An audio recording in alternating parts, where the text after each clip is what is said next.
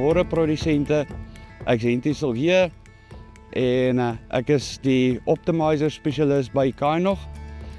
En dit is vir my 'n groot voorreg om Kynog Plus Pro aan julle bekend te stel. Kynog Plus Pro is die nuutste generasie urease inhibeerder wat Kynog hierdie jaar gaan loods. Dit bestaan uit 2 aktiewe bestanddele, naamlik Duramite en MBPT, wat in sinergie met mekaar saamwerk om 'n verbeterde werking te verseker. Die Kynog Plus Pro gaan die vorige urease inhibeerder wat Kynog gebruik het vervang. Soos julle weet, is dit algemeen bekend dat wanneer jy ureum gebruik, daar stikstofverliese kan plaasvind, veral deur vervlugting.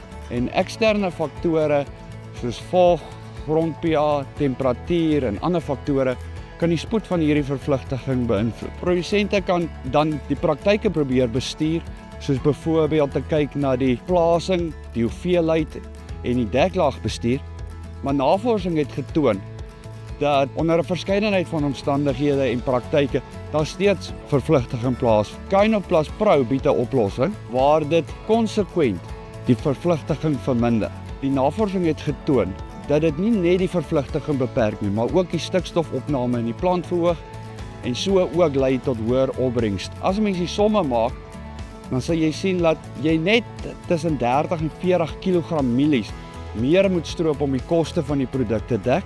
En dan uit die proewe kan gesien word dat vir elke R1 wat spandeer is, die boer tussen 10 en R80 afhangende van die omstandighede terugontvang. So vir verdere inligting, kontak asseblief ons span kundige landboukundiges. Dankie.